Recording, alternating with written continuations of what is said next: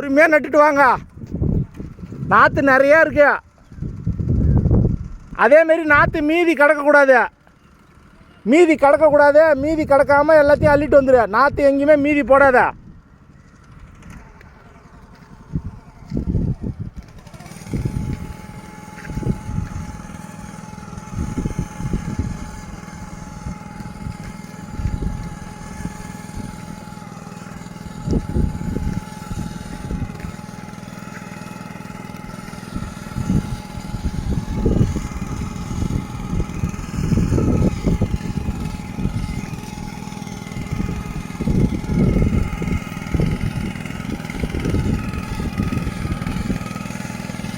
அது நட்டு மாட்டுக்கா,